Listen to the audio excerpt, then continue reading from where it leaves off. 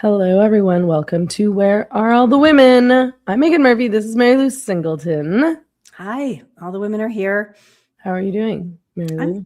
I'm good. I'm just always busy and tired, but that's how I set up my life. So it's good. It's better than not being busy, I guess. Yeah, blessings. Right. Mixed blessings. I have a cold, so Oh, if I start coughing. Yeah, I have a cold, and all day today my power was out. I wasn't able to get no. all that much work done, but it's okay. It came back on like just a little over an hour and a half ago. Was it out in the entire town? No, something happened with my house and a couple of the other houses in my neighborhood. So who knows? Who knows? But it's on now. So thank the internet lords. There's I don't even know where to start with this week. It's so crazy. So first of all, I'll start with, if you're watching on YouTube, please like and subscribe. And if you have questions and comments, please use the super chat. And there's good news, I guess. We can start with the good news, which is that this detrans lawsuit was successful, and this young woman who was trans as a 16-year-old, she had a mastectomy when she was 16. The psychologist and the surgeon who were responsible for her were found liable for malpractice. So I think she was awarded like $2 million. No, yeah. $2 million in damages, $1.6 million for past and future pain and suffering, and another $400,000 for future medical expenses. Okay, so $2 million total. Yeah, which is really, as far as malpractice suits go, not enough for doing that to a child, but it's still, that's a major judgment. That's great. This is the first one that's gone to trial and a jury has decided this was malpractice, which is great. Yeah, I mean, I think it sets up a precedent for all of these people to be sued, which means that they'll stop doing it. I mean, I don't like, I mean, what amount of money could compensate somebody for that kind of permanent harm and damage? Right. Nothing. Like, that's the sad part, is that it's like, it's really good, but it's also still really sad. And there's nothing that anybody could do at this point to make up for what's been done to these young people who were, pushed into transitioning. And there are many more in the pipeline. There are a lot more detransitioner suits that are coming to trial probably this year. So hopefully they'll all win their lawsuits, and hopefully this is one of the things that's going to bring down this house of cards. Yeah, I mean, the thing that troubled me, I don't think it really matters that much, because I think the lawsuits will be successful regardless, again, because of the precedent that's being set here. But, I read the Free Press article about this particular case. The girl's name was Isabel Varian. Then she changed it to Rowan. Then she changed it to Fox. So she was diagnosed with major depression and anorexia, and so body dysmorphia. And not with gender dysphoria. So I think that was one of the main sticking points in the case, which the only reason I don't like that is because I don't think it matters if a young person is diagnosed with gender dysphoria. The argument then becomes, and it did become this in the case, that, if she had been diagnosed properly with gender dysphoria and she'd maintained this trans identity for 6 months prior to these surgeries, then it would have been perhaps legitimate, but that was not the case. So they shouldn't have transed her because she had all these other problems and she didn't really have gender dysphoria. That's sort of what I read into this. Yeah, I mean, what's gender dysphoria? Like the whole thing is crazy. There's no blood test for any of these diagnoses, right? There's no imaging, there's no objective medical data for any of these diagnoses. It's all just based on patient report anyway. And since when do we treat psychological problems with amputations?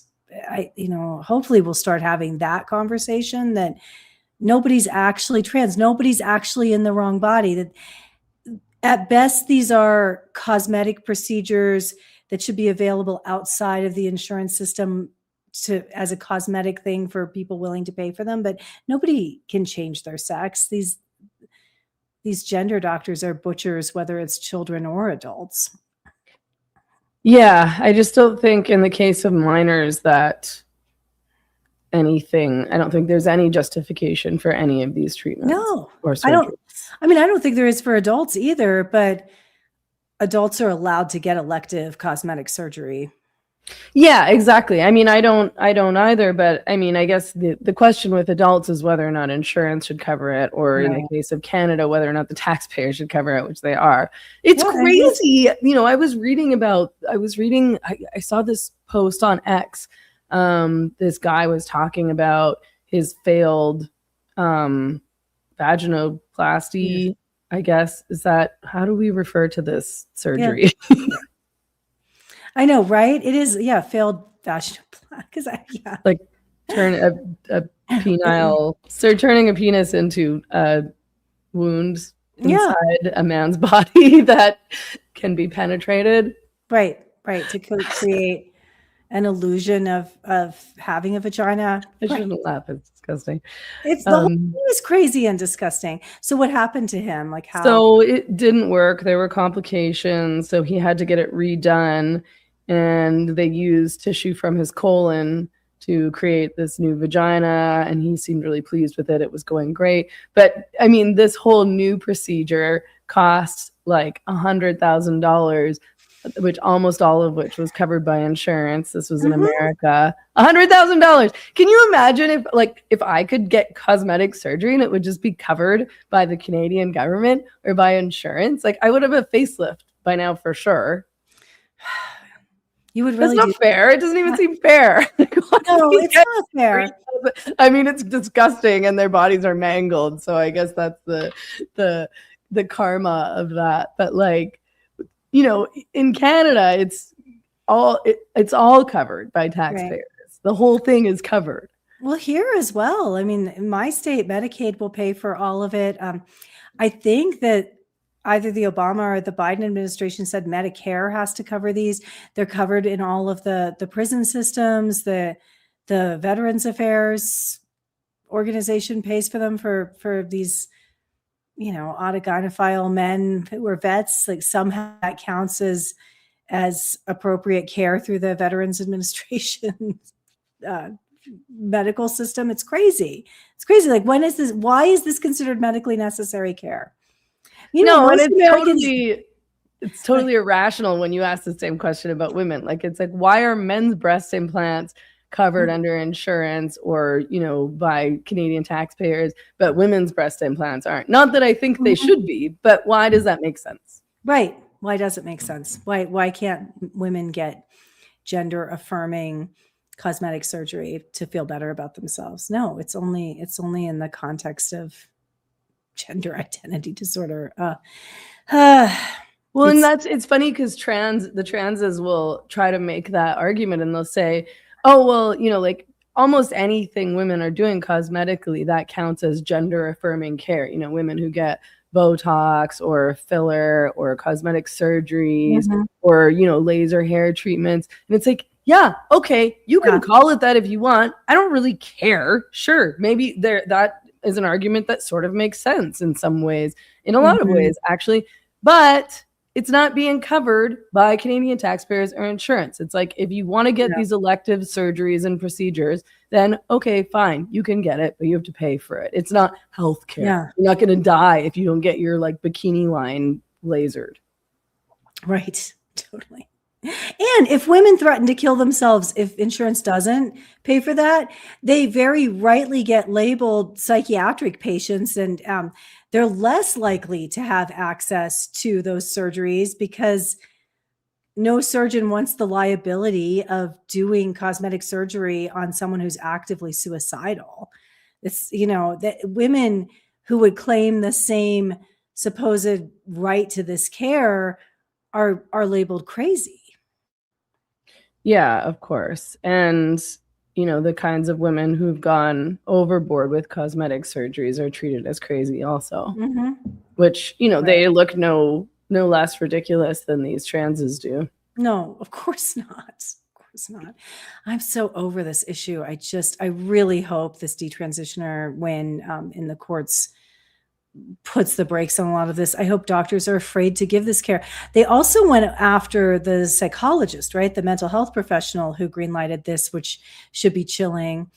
But I think of the state I live in, which is an affirmation only state, where it is against the state regulations for medical providers to do anything but affirm patients who say they have gender dysphoria and to help them get access to these treatments. So those are the states where these lawsuits really need to come down, and hopefully would hit the whole, hit the level of suing the legislators and governors who've implemented these policies, that we have no choice but to help people get pediatric mastectomies.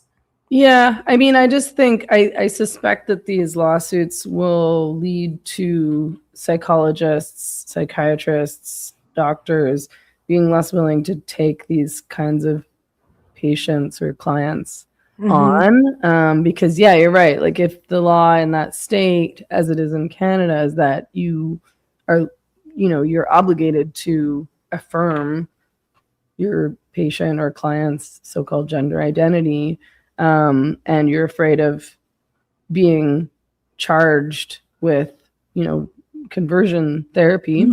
If you don't, then I think that people are just going to be less inclined to deal with these patients and cases in the first place. They'll just try to refer them on to somebody else more willing to take the risk, perhaps. So it'll just become less and less easy, maybe, for kids to be transed. I really hope so. We have 3 more years of this administration. I hope that's enough time to really put the brakes on this and turn it around. I just really worry about the Democrats getting into power again and undoing all of this. Do you think that they might? Oh yeah, I mean, it always swings back and forth, right?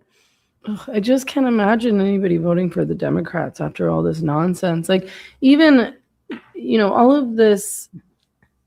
of these protests against ICE and all of this hysteria around ICE and what they call immigration, but of course is really illegal immigration. People who have committed crimes and things like that being deported. They keep telling me that I'm anti-immigration, and I'm like, no, I'm not. Yeah. Like, oh, you're in Mexico. How can you talk when you're a Canadian and you moved to Mexico? I'm like, I'm here legally. Right. I've always been here legally. Like, and if you weren't, what is wrong with you? They're so stupid. Like, what are you talking about? You don't what are you? Nobody's saying they're anti-legal well, some people might be saying they're anti-legal immigration because there's a huge legal immigration problem in Canada, for example. But in this particular case, when we're talking about ICE, we're talking about deporting people here who are illegally, most of whom have, committed crimes, because I mean, my position would be, and I think the position of lots of people might be, if you're here and you're working and you're not doing anything criminal and you're just kind of being a good citizen as a non-citizen, then okay, you can stay, but you don't get voting rights. You can't go on welfare. You can't, suck the teat of the government, as it were. But you can be here and you won't be harassed. You won't be deported. You can work. But yeah, if you're here and you're committing crimes, then sorry, dude, you broke the contract. Right. Yeah, it seems like many of the left-leaning people and Democrats really believe we shouldn't have any process to immigrate legally, and then every single person who wants to come here should be automatically granted citizenship and voting rights. It makes no sense to me. It just makes no sense to me that they're letting the country be without a border. That all through the Biden administration, we effectively didn't have a border. Well, and if you care about American workers and the American working class, and if you care about democracy, Yeah. I don't see how you can argue in favor of just letting anybody come into the country illegally. I think trying to figure out what these people are thinking is a waste of time. Yeah. Because I don't think they're thinking at all. I don't think that they're thinking rationally. No, they're reactionary. They also are just parroting whatever their propaganda streams are telling them. They all say the same things. They have the same talking points. It's really fascinating, but Right. yeah, I think you're right that they're not thinking. What is happening in Minneapolis is crazy though. And it just keeps getting crazier. And now the anti-ICE protesters are setting up roadblocks, and they're essentially enforcing borders with their laws that you can only come past if they view you as a worthy person to enter into the territory they are policing with their imposed border. They're comically just mirroring what they claim to be opposing. Yeah, it's funny because I think they're violating the civil rights of Americans in terms of what they're doing with setting up all these roadblocks and making people show their ID, and and harassing random people on the street, like going into restaurants and dragging people out of restaurants because they think that they're ICE agents. And they're doing this all the time. There's tons and tons of videos of these protesters doing that. That's harassing and attacking random people going about their business and making people stop their cars so they can check for their IDs, or check people whose license plates are from out of state. Right. And I would imagine what they're doing is illegal. And obviously just from our previous dealings with that subset of the population that likes to protest like that on the left, I would imagine it's not safe for someone in Minneapolis to be wearing a Trump shirt or a MAGA hat or turf paraphernalia. I would imagine they're not just policing around ICE. They're probably policing around political beliefs and, thought crimes or things that they think are thought crimes. It seems like a very dangerous situation. I'm so glad I'm not in Minneapolis. I would not want to go anywhere near that city right now. No, I would find it very scary. I would just stay in my house. I would not be leaving my house. No. I mean, and obviously the whole narrative around Alex Preddy was torn to shreds because he was a violent activist and he was known to these agents, and he'd already assaulted some of them, or one of them, just because spitting on an officer constitutes assault, and he kicked out the light on one of their vehicles, and he was antagonizing them, and I think he was connected to Antifa, and it turns into this question. People keep saying, oh, well, does that mean he deserved to die? And it's like, no, that's not the point of pointing out these things. The point of pointing out these things is that there was context to what happened, and that, once again, the narrative coming from the left is a lie. And everything, all of the narratives that come from the left and from progressives are lies. It's always, always, always propaganda. And so nobody believes anything you guys say anymore. No one believes what your media says anymore. No one believes what your politicians say anymore. And, that's to your own detriment, I think, and to the benefit of people who do want the truth, because immediately people start looking for the truth because they know you're not telling it. And then people uncover the truth very quickly. And they uncovered the truth about Alex Preddy very quickly. And then it was recently published in ProPublica that the two federal immigration agents who fired on Preddy, were identified as Border Patrol agent Jesus Ochoa, I don't know how to say his last name, and Customs and Border Protection Officer Raimundo Gutierrez. So, they're Like two they're Mexican American. Latinos. Yeah, exactly. They're Mexican Americans who are here legally. And, it's very clear that these legal Mexican immigrants are some of the biggest supporters of these deportations. Right. And they all voted a lot of them voted for Trump. And one of them is gay.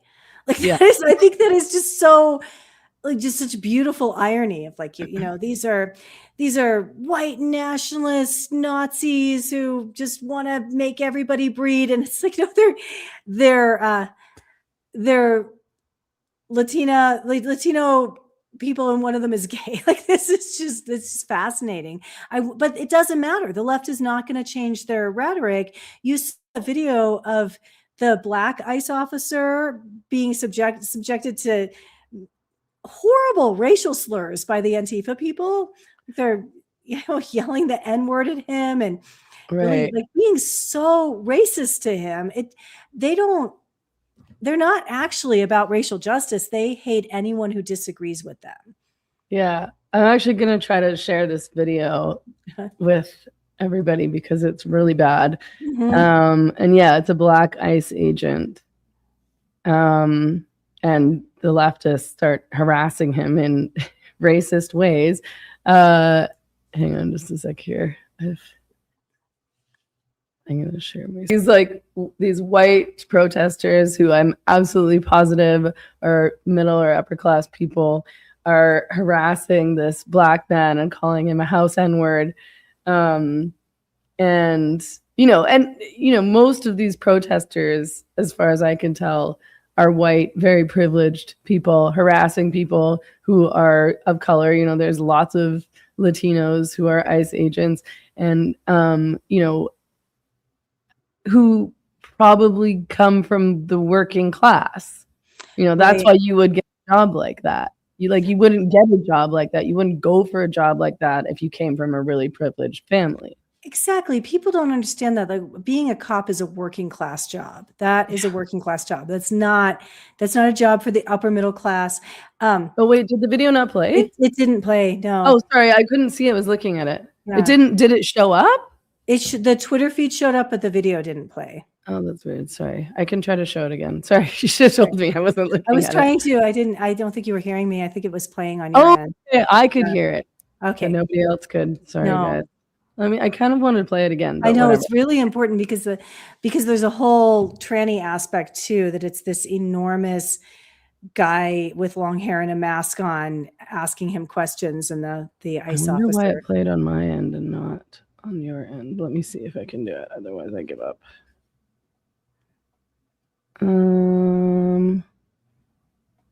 Like, we should rip people apart from their family. Yeah. Oh man.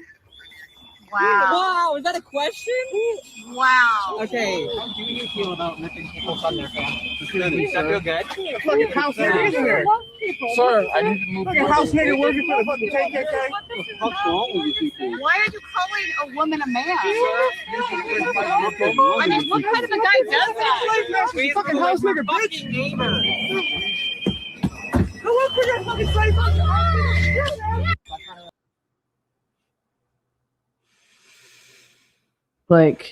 Yeah. Okay. Sorry. I mean, at least 3 times calling him the N-word, and then he did not call that man a man. He said, "Are you a man?" And they're just furious about that. What kind of person calls a man with, the guy is pretty obviously a man, asking him if he enjoys ripping families apart. I think that was his question. The whole thing is it just sums up how racist the left is. Yeah, I still don't think this is all a bad look for Trump. I keep seeing people in my timeline being like, "Oh, I bet you regret voting for Trump now," or like, "How can you stand by?" Or he's losing so much popularity, and maybe he has a bit, but I don't think this is a good look for the Democrats or for the left. I think they still look insane, and now they look even more racist and classist than they already did, and they don't understand the law, and they think that they're above the law. Like I was listening to Matt Taibbi and Walter Kern talking about the Don Lemon arrest on their podcast, which I think is, no offense to me and you, but the best podcast. Yeah, I love America This Week. I listen to it twice a week. It's great. Yeah. Yeah. They both, I love both of their perspectives. Mhm. They're obviously so smart and such experienced and good journalists, and so among the few people left who have any integrity in journalism. But, they were talking about the FACE Act and comparing what Don Lemon and crew did to what anti-abortion protesters do. And one of the main differences that the anti-abortion protesters knew when they were doing something illegal, and they knew that they were taking a risk of getting jailed. Right. And they were like, it was like, are you prepared to get arrested? Because if you're not, then don't come. Exactly. Right? These people are appalled that they could get arrested for doing something illegal. All of them. And they act like their rights are being violated. That church stunt was really bad.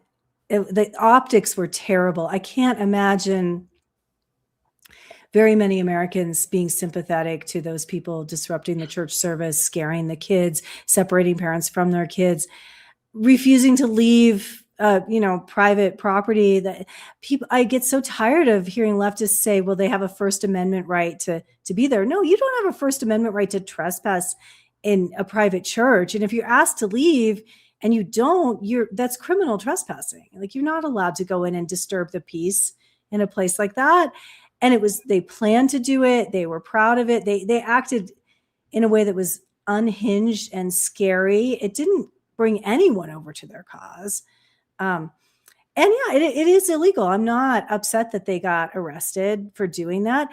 Like you said, I would be supportive of if anti-abortion forces came into a Planned Parenthood and were disrupting people in the waiting room and wouldn't leave. They should all be arrested for trespassing. Yeah, it's strange that, these people think that they're entitled because of their political positions. That's what it is that they think that they're righteous because their ideology and their politics are good, and therefore anything that happens to them in response that's negative, any consequences that come, is an attack on good, right? It's like it's inherently evil attacking good because they can't see themselves as anything but good and righteous, and the other side, as it were, as inherently bad and wrong and evil. I think there are probably a lot of people who are only looking at one side of this and ingesting, consuming the propaganda and their algorithms, who don't understand the law, who will see this as an attack on the free press, or, maybe we'll see Don Lemon as some kind of hero. It's hard to imagine because he's such a complete and utter douchebag, and he's such a propagandist. Like, I don't see how anybody could call him a reporter or a journalist at this point. He's just a shill. Well, my first thought on seeing that was maybe Don Lemon was a double agent and actually working for the pro enforcement of the immigration laws side, because it just was idiotic and bad optics any other way you look at it. Like, there was not a good protest. It didn't bring anyone over to their side. They were harassing those people. They were disturbing the peace. They were scaring people. And you can't just go into people's churches because you oppose their politics. I don't think that's cool. Like that, people they don't want right-wingers coming and disrupting their meetings and making it impossible for them to gather. This is not how you behave in a civilized society. So my first thought was, this is actually the opposite of what it's being portrayed as. That this is a pro-law and order action here, because nobody who's not completely brainwashed in a very reactionary, partisan way is going to think this was a good action or a useful action. Well, no, and they wouldn't have known what the politics were of any of those people in the church. They're attacking this church. It is one of the pastors or something like that was involved in ICE. Yeah. But everybody in the congregation, they would have no idea if these people were in favor of deporting illegal immigrants or, MAGA or, voted for Trump or anything like that. They just storm into this church and start harassing and scaring people and their children. And this is the same town. They didn't ask. I don't think they went. No. Sorry, go ahead. Just a few months ago, a trans-identified male shot up a church full of Catholic school children, killing several of them, wounding more. This is already a terrorized population, right? The left is terrorizing people of faith in Minneapolis. And I imagine that made it even scarier for the people in that church to have those unhinged people come in there. A man who says he's a woman shot a bunch of Catholic school kids just a few months ago in Minneapolis. Yeah, and they are unhinged, and they are violent, and they've been harassing people leaving church, and again, harassing random people on the street because of how they look or because they've misidentified them, which is, it's so funny. Everything they do is such a projection. Like you're the one who is racially profiling people or profiling people based on their religion, and harassing and attacking people on the street for no reason at all. I know. And expecting to get away with spitting on federal agents, with kicking federal agents, threatening federal agents, destroying federal property, expecting no legal retribution from that at all. Saying any legal retribution is oppression. I do think it was excessive force in both the Renee Good and the Alex Preddy cases. And I think both those people were acting in a profoundly stupid manner.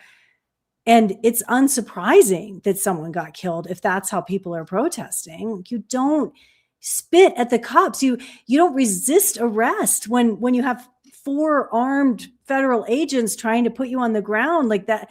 It's not surprising when you get killed if you keep resisting arrest. That's what happens. I think it needs to be investigated. I personally think the force was excessive, but I'm not on a jury about it. I don't know all the evidence.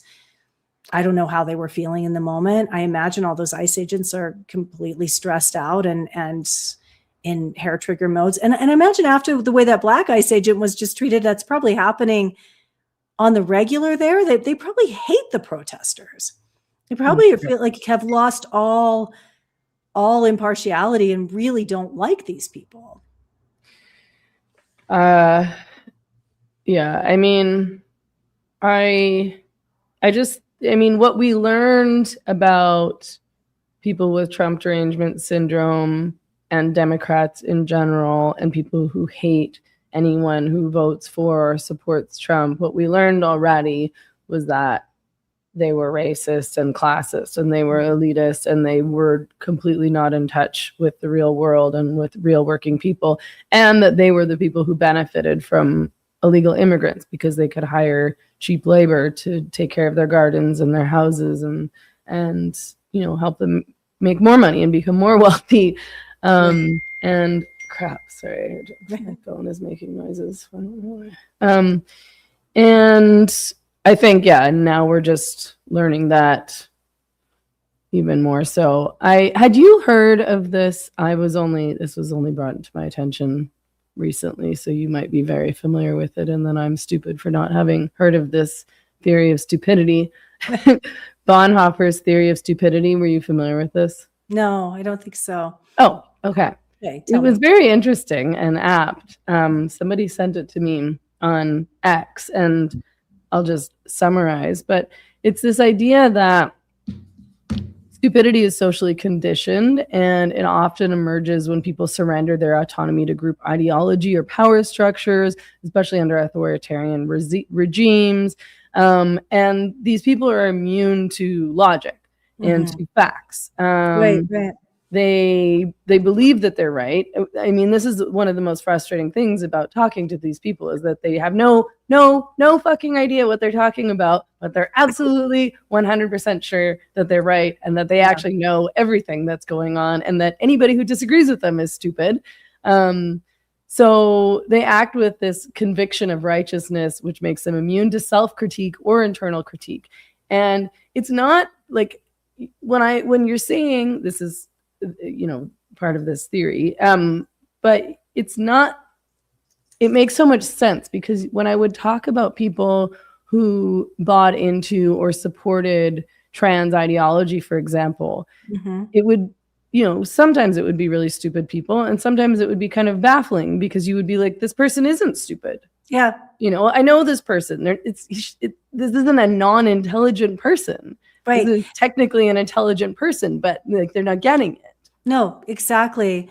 Yeah, that's been so frustrating. Like, this is a person who claims to support women's rights. This is a person who was a tomboy growing up. This is a person who doesn't like sexist stereotypes and has a PhD in biology, and they're still buying this insane sexist woman-hating ideology.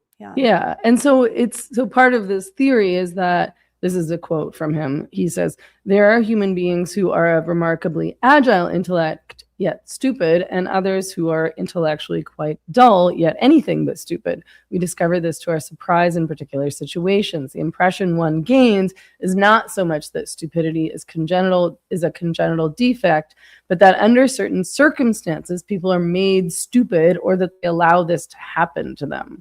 And so, these people, they get really stubborn and they take on these slogans, and the slogans replace thought. We know that only too well. Trans women are women, et cetera, Right. et cetera.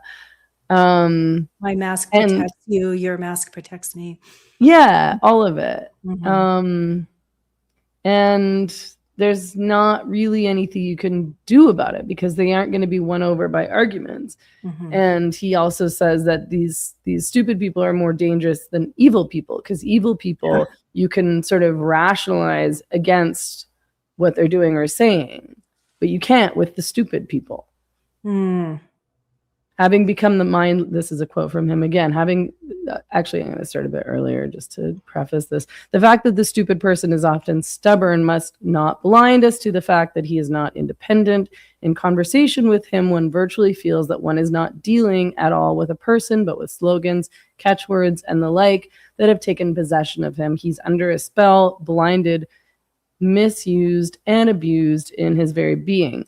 Having thus become a mindless tool, the stupid person will also be capable of any evil and at the same time be incapable of seeing that it's evil. This is where the danger of diabolical misuse lurks, for it is this that can once and for all destroy human beings.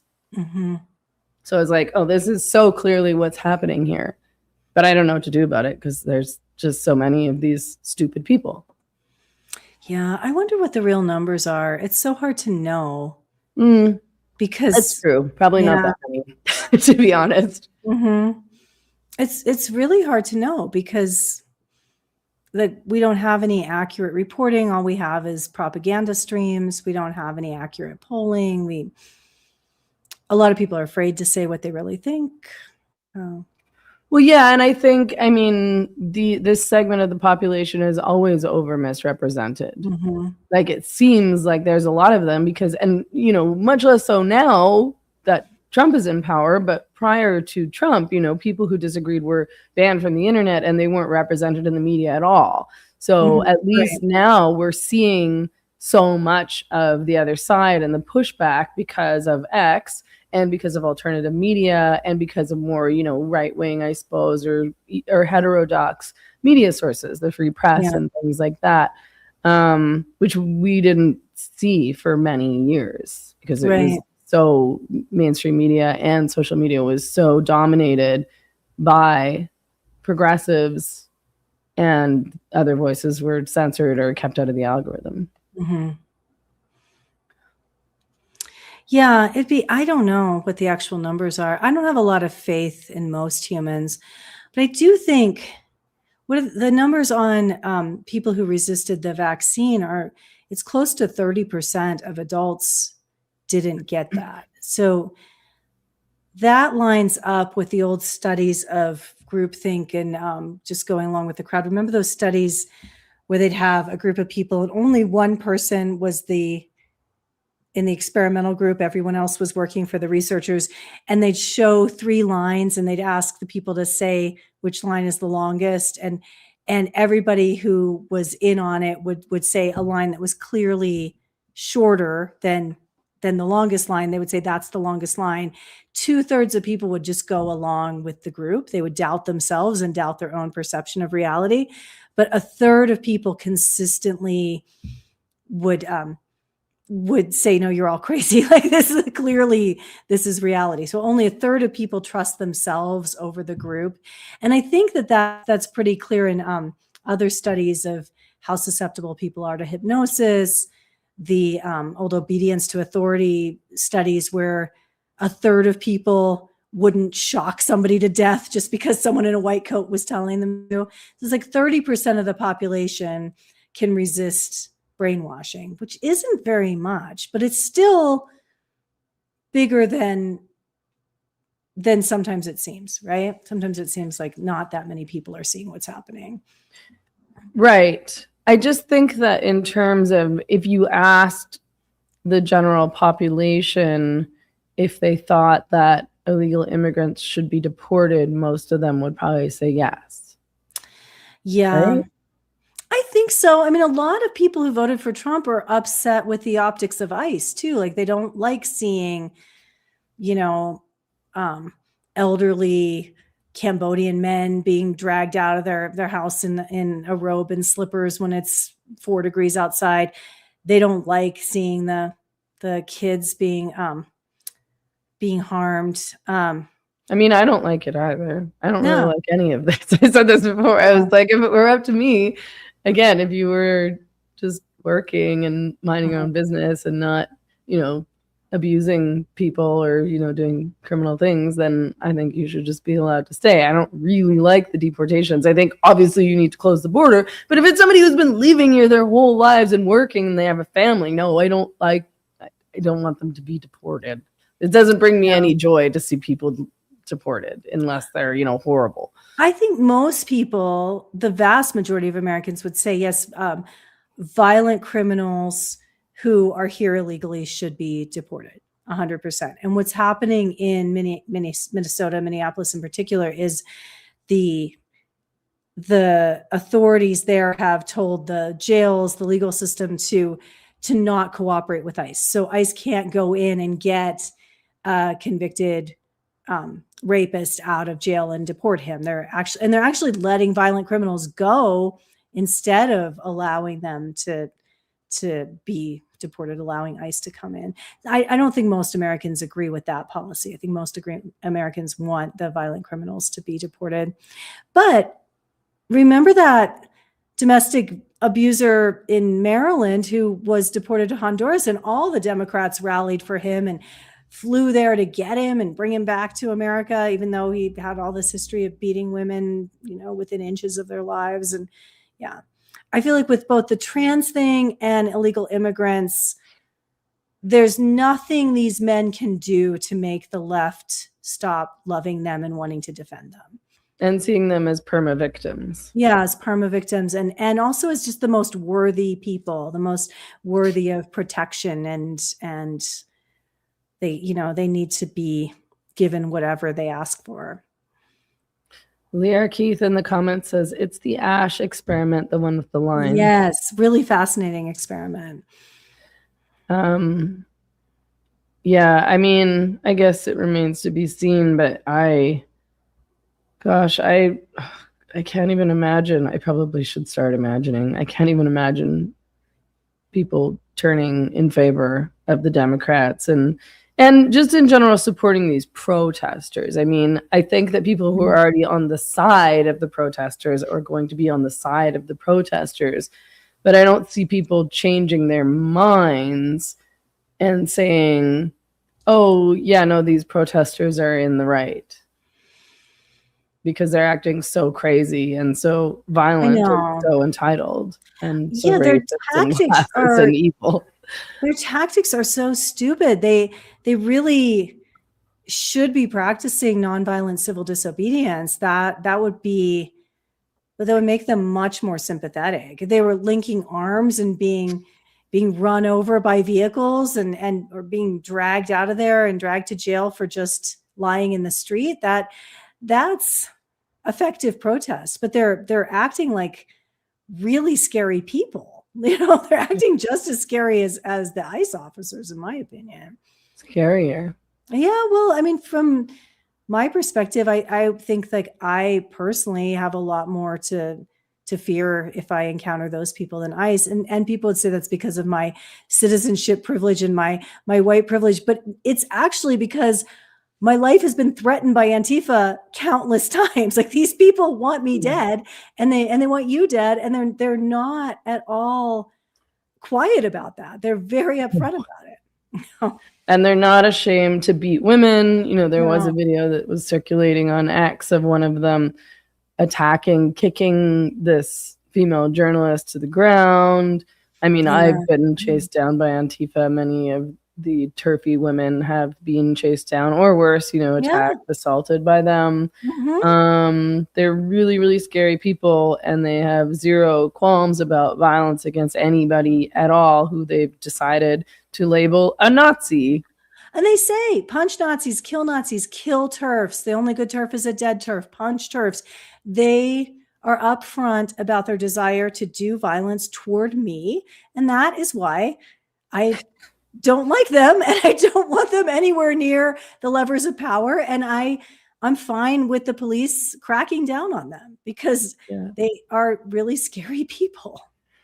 Yeah, but it's really depressing to see how many people are on the wrong side of this issue. A lot of people who I have respect for and who I think are smart people who, saw through the trans thing, maybe even saw through the COVID thing, are now, on the side of the protesters and thinking that they're, bravely defending the civil rights of racialized, marginalized people who are undeserving of, ICE going after them in any way. And they think that ICE is going after random innocent people on the street and racially profiling people. And they think that I'm stupid and evil and crazy for not supporting the protesters. Yeah.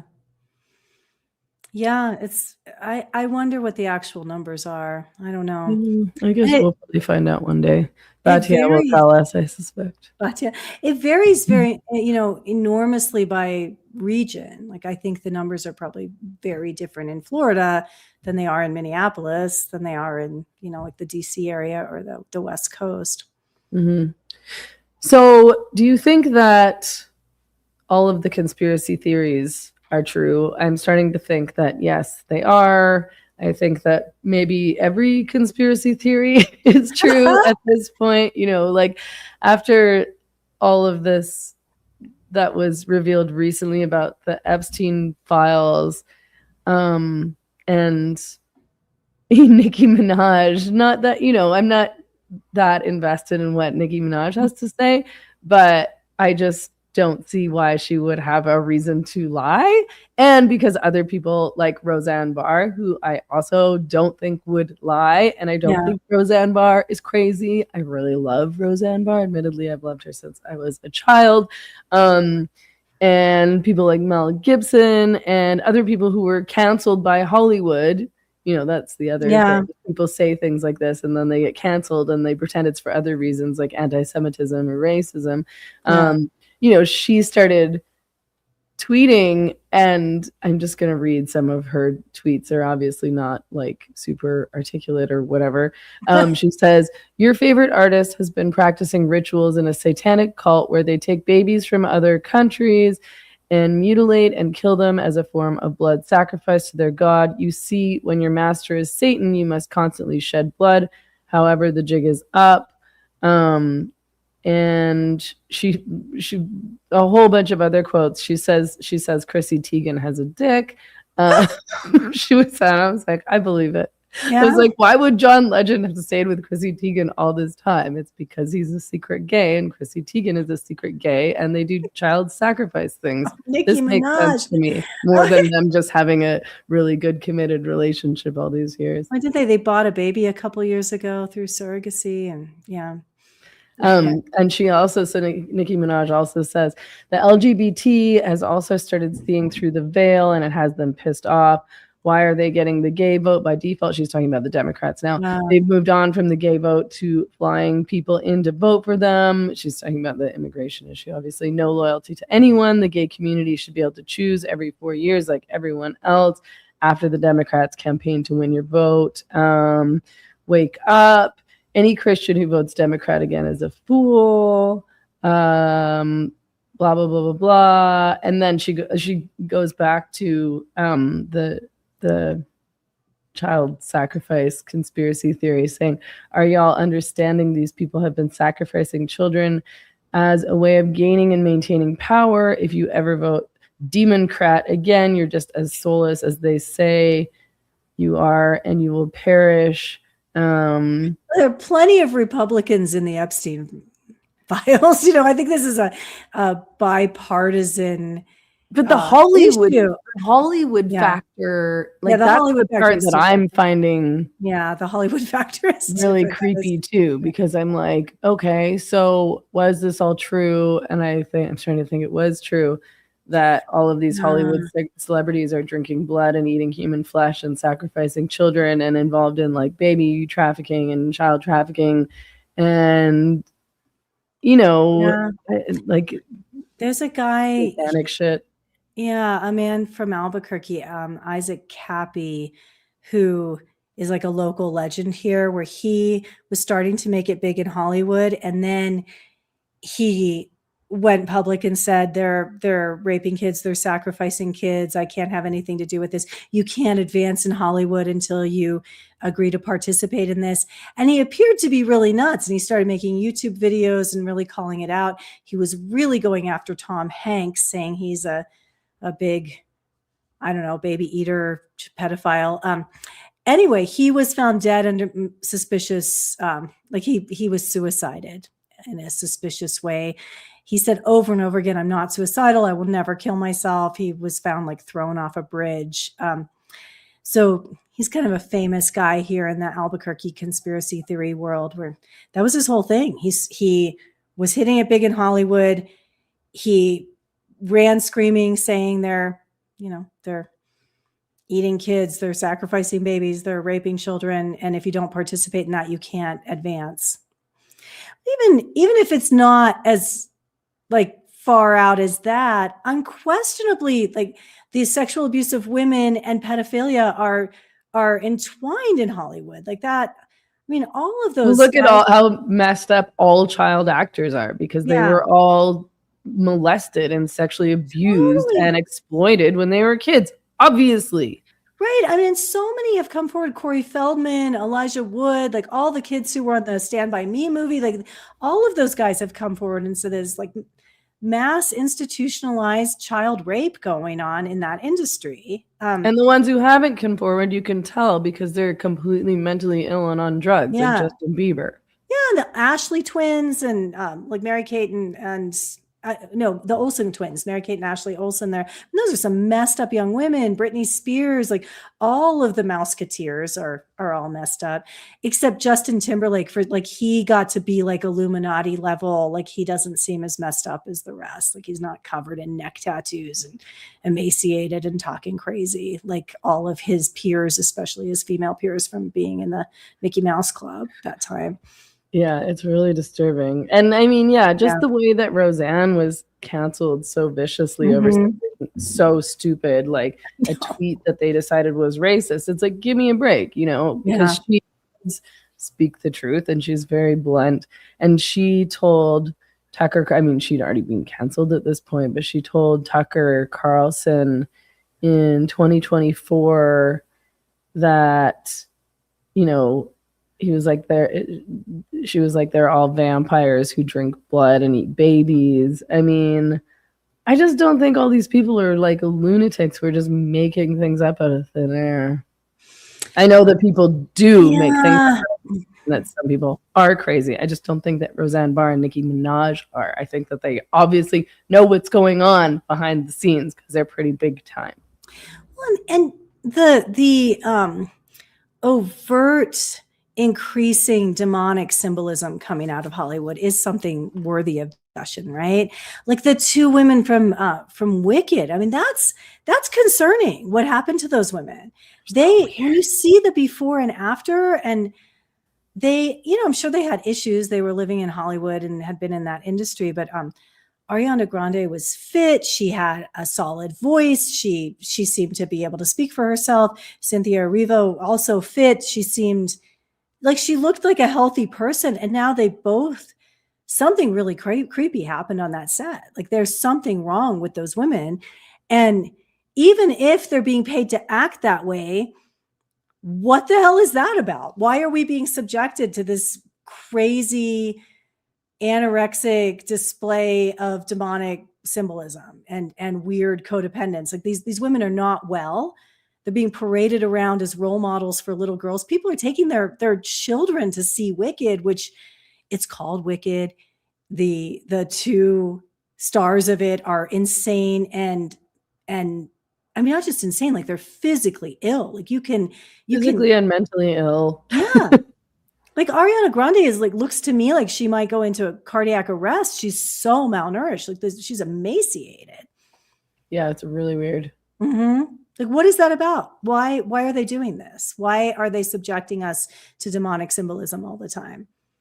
I don't If know. it were overt Christian symbolism, people would have a problem with that, right? But this is like, it's more than just being played. Like, this is more than just like, oh, I'm ironically going to have a satanic symbol because it's the Reagan era and the fundamentalist Christians are running the country and I'm just going to do this as an in-your-face thing. No, this is way beyond irony. This is way beyond like a stick it to the Christians. It's demonic. Like that's really, really intense. Yeah. Well, and it all sort of helps me make sense of why there's certain people who are super unremarkable and untalented, but became so famous and powerful, like Jay-Z, for example. Like I've been a really big hip hop fan since like 1993, and I was never really that into Jay-Z. Like he had some songs that were okay, but why is he so big and so powerful? He's not,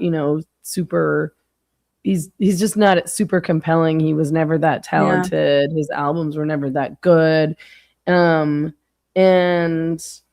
he, got away with being involved with all these underage girls. Mm-hmm. Alea, I think he was hanging around with her when she was 15 or 16. He met Beyonce, I think, when she was 16, and he was, a full adult, like he was 27 or something like that. Mm-hmm. Foxy Brown, he was hanging around with her when she was 15. Yeah, why are Beyonce and Jay-Z this impenetrable power couple? Mm-hmm. Right. Who are shilling, obviously hyper involved with all the Diddy stuff. And that they're considered like noble and classy, and nobody has a problem when they're shilling for the Democrats, even though there's there's so much evidence of abuse and questionable character going on. Yeah. But then if Trump has like Kid Rock like shilling for him, people are so upset about it because he's not a worthy character. I mean, it's all Hollywood. It's all Hollywood. But the ones who lean left are held up as these like moral paragons of society, even though their behavior has been absolutely atrocious. Stephen Lando says he was a producer. That's where he's got a power. I know he was a producer. How did he become a producer? I mean, why is he so much more famous than all the other producers? It's just him and Diddy. Mm. And Diddy also was a talentless, douchey loser. Yeah. I just think there's sort of more to it. You probably have to go soon. The last thing that I wanted to talk about was this important conversation about DoorDash. Yeah. Which it's just, I mean, it's the article. There was an article that was published in the New York Times called Freedom with a Side of Guilt, How Food Delivery is Reshaping Mealtime. And the article itself was not particularly interesting, but the discourse online was very interesting to me because it was ridiculous. But I mean, essentially, what was being discussed is the fact that so many people are spending so much money on these food delivery and in general delivery services. So there was this one couple that they spoke to in the article who said that they were spending $700 $700 a week to order in. It's a gay couple. And they said, I'm so burnt out and tired. I would rather just throw my credit card at the problem and delay that unhappiness until the bill comes. His 4-year-old son doesn't read yet, but he can put together an order on the Chick-fil-A app, said Mr. Caldwell, 39. I'm impressed, but I'm also terrified. Wait, $700 a week? Yes. What are they ordering? Not just Chick-fil-A. That's crazy. No, they can't just be ordering Chick-fil-A. I mean, they must be ordering like all of their meals on DoorDash. I mean, those food delivery apps are crazy expensive. They like are I really remember expensive. using them in Vancouver and being like, I mean, you would order something that cost, $12 and then maybe something else, and your order would end up being like $40 because of all of the extra fees. It's totally unaffordable, and the food quality is always bad. It's terrible, and the food quality in restaurants is just getting worse and worse and worse in general. And yeah, I know every time I get lazy and eat out, I just feel sick to my stomach. Like I can't even believe how bad the food is. And this is trying to hit the higher quality places. Like I think everything is just getting worse and worse. I mean, I still love eating out. I eat out actually all the time here, but that's because it's not that expensive to eat out. Fantastic restaurants down there. Like the food is really good. It's all fresh fish and really, I mean, that's a whole different thing here where I live. Yeah. But I mean, and in Vancouver, I mean, we had amazing restaurants in Vancouver, although now I don't think I could afford to eat out in Vancouver, Right, but we had, Vancouver has amazing Asian restaurants and, like Thai, Vietnamese, Japanese, Chinese, all of that stuff. But the discourse around this article was funny because people obviously turned it into, I'm oppressed, so I need DoorDash conversation. So somebody wrote, people have depression and anxiety. Not everybody can just go to the grocery store and plan meals. Okay, you could pay someone to shop for you and then cook at home. Like that would be more affordable for you. That's available, to go have somebody get you the food at the grocery store.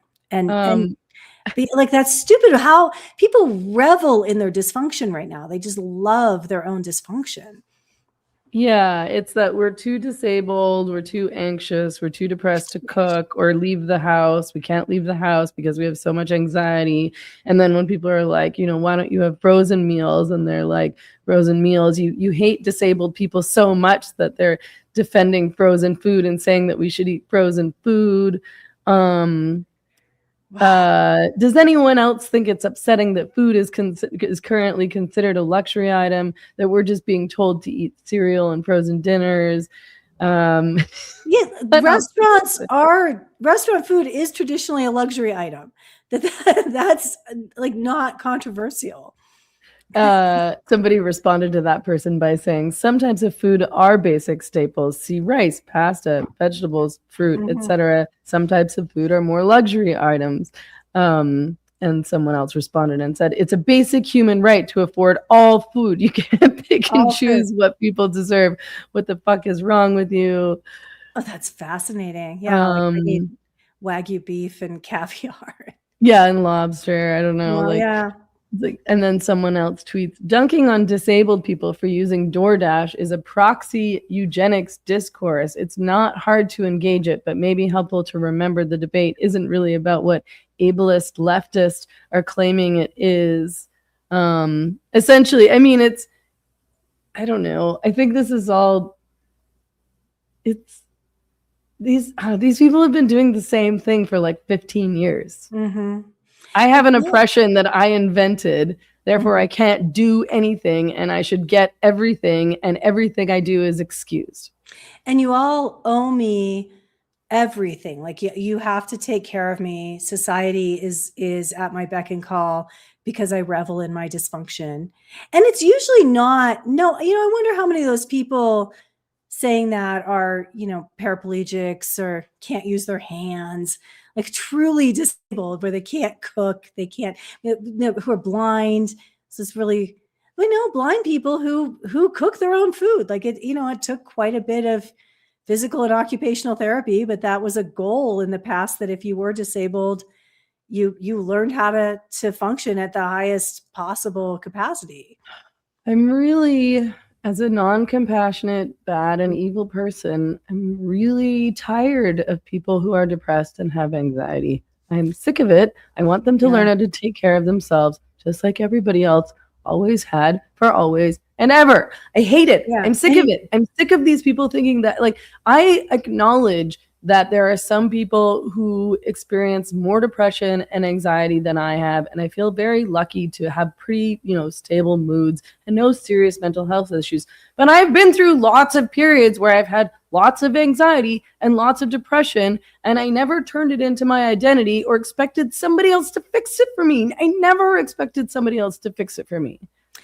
I just figured out how to fix it for myself, or I just, sort of like as a human inherently knew that it would end at some point, and I just had to keep going with my life. You still have to go to work. Like, totally. And you're just an anxious person. I come from a long line of anxious people, and people just kept living their lives. Like you didn't stop living. You lived with your anxiety and just, developed a sense of humor or whatever. Maybe you were a chain smoker. Like you had coping mechanisms to deal with it. You didn't stay in your house and expect the state to feed you. Like this is crazy. The best, like two things that would help if you have anxiety are, one, stop eating crap processed food that you're buying off DoorDash. Get a crock pot, learn to make rice and beans, and make walk yourself. To the grocery store. That would probably make you feel less anxious. Leave actually. your house and walk around the block. Walk to your local grocery store if there's one close enough, that you live within a couple of miles. Go there. Learn to fry some eggs and grate up some cheese and put it on some beans. That tastes really good, and it's nourishing, and it's good for you, and it's cheap. Yeah, this is. It's not that hard to learn to make a quesadilla for yourself. Well, and all of the solutions to these problems are solutions to their problems. Mm-hmm. Like, again, because if you feel depressed or anxious, it's really helpful to go for a walk. So it would actually be really helpful for you to walk to the grocery store, or, walk to a cafe, or walk to some like takeout Asian place and get some food and talk to the person who's working there and engage with the outside world and walk back to your house. That would actually probably make you feel better. And learning how to cook something nice for yourself would also for sure make you feel better, because I don't really see how you can feel bad when, I'm saying this as a person who doesn't cook that much, but I used to. In Vancouver, I cooked all the time. And now, it's like food doesn't cost as much, so I'm allowed to eat more. But in Vancouver, I could not afford to go out to eat all the time, so I cooked a lot. And I liked it, it's a nice experience. You can listen to a podcast or listen to some music and cook some food. It feels good. It feels great to feed yourself. And it's not hard. Again, start with the kind of food we all started with when we were young adults. Learn to make spaghetti, learn to fry an egg, learn to make yourself a quesadilla, make a peanut butter and jelly sandwich, for fuck's sake. This is you could feed yourself. You could feed yourself. And if you're too anxious to leave the house, order bread and peanut butter and jelly and eggs and pasta and some pasta sauce for yourself. DoorDash is crazy expensive. It's so expensive to be ordering in hyper processed, chemical laden, salty food that's going to make you feel more depressed, more sluggish, wreck your metabolism, wreck your skin, make you feel awful. Okay, you'll like this. This is related. Someone tweets, the economics of groceries is what frustrates me. If I want a BLT, I must buy a whole loaf of bread, a pack of bacon, and a tomato, hoping my mayo hasn't expired. I want a proportionally priced kit to make 1 or 2 sandwiches, as I end up throwing out so many leftover ingredients. And then somebody responds and says, the concept that each meal must be a unique flavor experience is the problem. Just make the same thing every day. Save all that DoorDash money and use it on one nice meal out per week or month instead, which is a really great idea. I mean, most of what I eat is the exact same thing. You know, like if I cook at home, it's the exact same scrambled eggs and bacon almost every day, or I'll have like a steak and some like I'm not doing all sorts of different things. And then, yeah, you can go out like what is wrong with this? And then somebody says, this is where it gets good. You clearly don't suffer from executive functioning issues, or you'd understand why some of us see that as torture. It's torture. It's torture. Like not being able to have unique meals every day and to have to eat the same thing most days of the week. It's torture specifically when you have executive functioning issues. Those of us with ADHD have different brains than the average person, Mary Lou, and they can't just eat, you know, I don't know, spaghetti or eggs or some chicken that many days a week. They need a completely, you know, they can't buy a loaf of bread and make a BLT, you know, a few times a week. They can have that maybe once a week, and then they have to have a different meal experience every day because of their ADHD, and that's why they need DoorDash. Oh, this generation is so disgusting. Like this is just really, they're just really, really unsympathetic people, and they're going to run the world. And do they know how often I eat chicken wings? Like all the time. Their chicken wings are always good and they're not expensive. I, who absolutely could qualify for an ADHD diagnosis if I want one. Like if I would just take that test, I can have that diagnosis if I would like it. I just over the weekend had to plan my meals for the week, which I don't like to do. And I decided I was going to have turkey sandwiches this week. And you know what? Like that's what I'm having, because I bought the bread and a half pound of that and all the stuff to put on it. And I'm going to eat that till it's gone. And you know what? If I can do it where I have had no therapy and I'm not taking any amphetamines, I really think they can get it together and do that. Yeah, it's just these people are so useless. And I want somebody to tell them, you know, you have to learn how to take care of yourself. At the end of the day, and I'm not just talking about food, you have to learn how to take care of your own mental health. It's this whole concept of somebody else is supposed to be protecting my sanity and my sense of safety and my sense of okayness and my happiness and, you know, what I'm eating and, you know, every aspect of my life. There's zero accountability or desire for accountability. Like there's no desire to take control over your life, which is so messed up because it's so empowering to know that you can take care of yourself.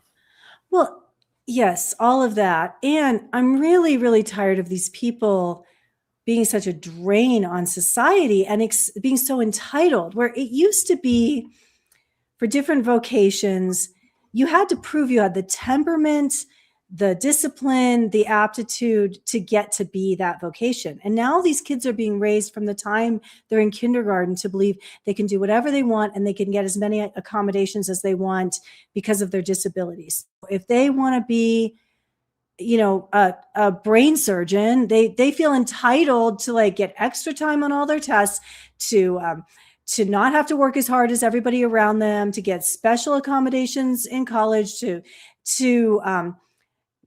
terrorize everybody on all of their work sites and in their labs.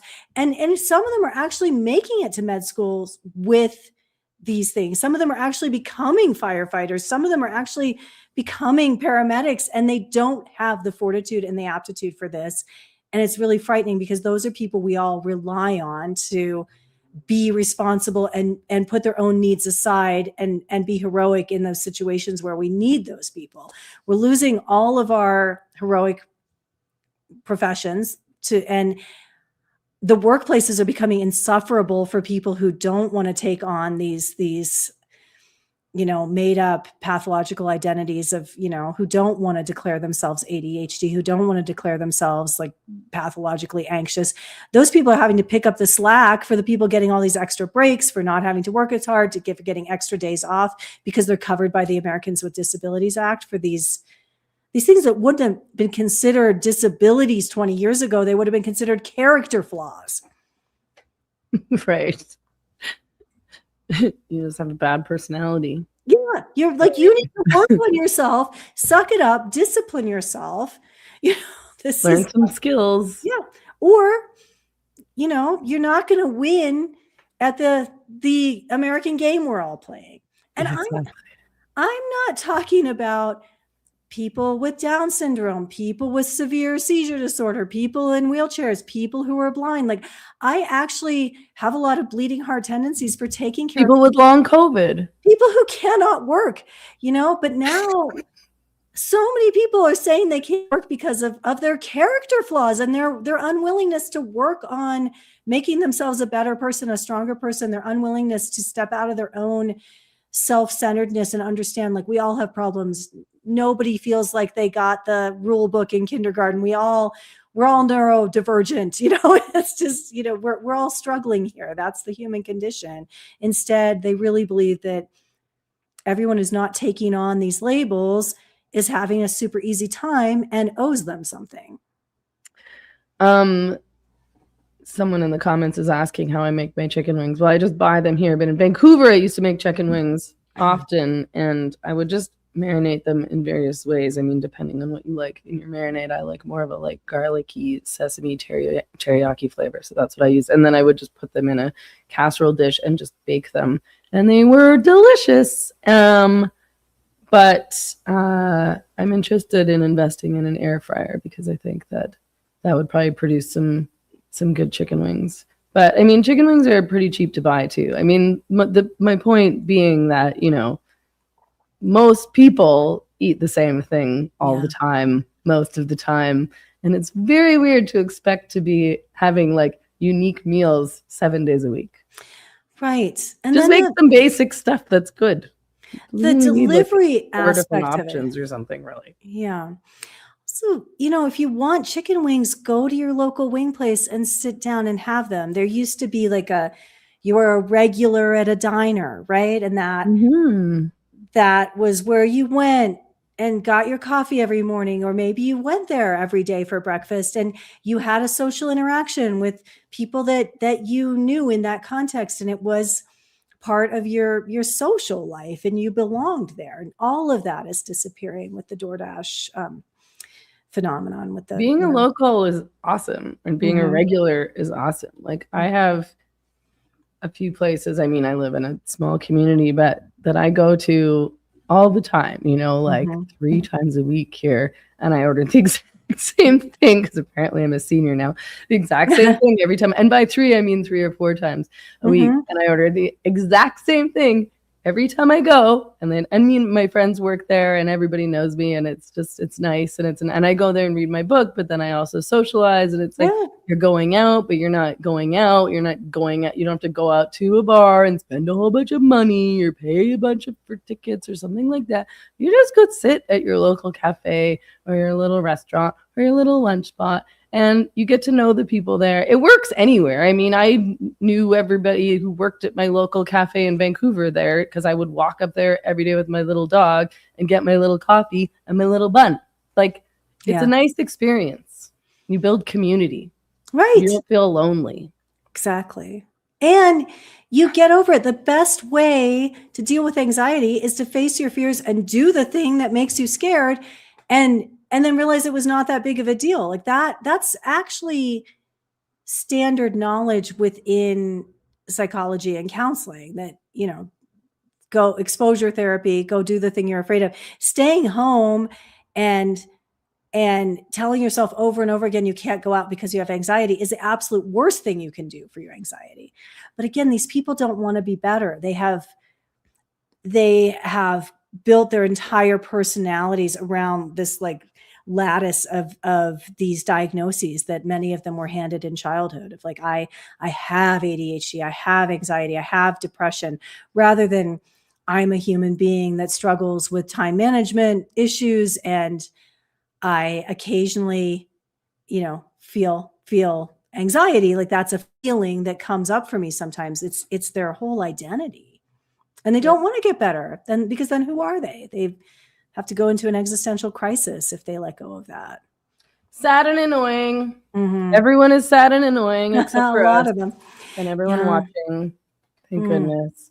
Somebody says that they're shocked I don't already have an air fryer. I also am shocked. Just having this conversation reminded me, because I think I like keep remembering that I'm interested in investing in an air fryer, and then I forget. And now I'm like, I need to sit down at my computer and do some air fryer research so that Right.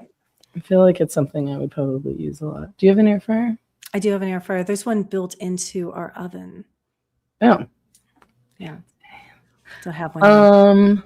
Okay. Well, I guess So- I can't believe we managed to get through all of the things that I put in our show notes this week. I was like, there's no way we're going to be able to get through all of this stuff, but We did it. very efficient. Alrighty. Thanks everyone for tuning in. Thanks, everybody. We'll be back next Tuesday at 5 p.m. Pacific, 8 p.m. Eastern. If you're watching on YouTube, please like and subscribe. And I post these streams on Substack and on Spotify after the fact. I'm on Substack at meganmurphy.ca. Mary Lou's on Substack at Mary Lou Singleton. The podcasted version is on Spotify if you just search for Where Are All the Women. And you can also watch on X on my account, which is Megan E. Murphy. Mary Lou is on X at ML_Singleton. And Vermont Bread says, make sure the air fryer doesn't put chemicals in your food. Okay. How do I do that? Gotta look it up. More research. Yeah. Okay. Alrighty. Thanks, everyone. Good night. Bye, Mary Good night, Lou. friends. Thanks. Take care.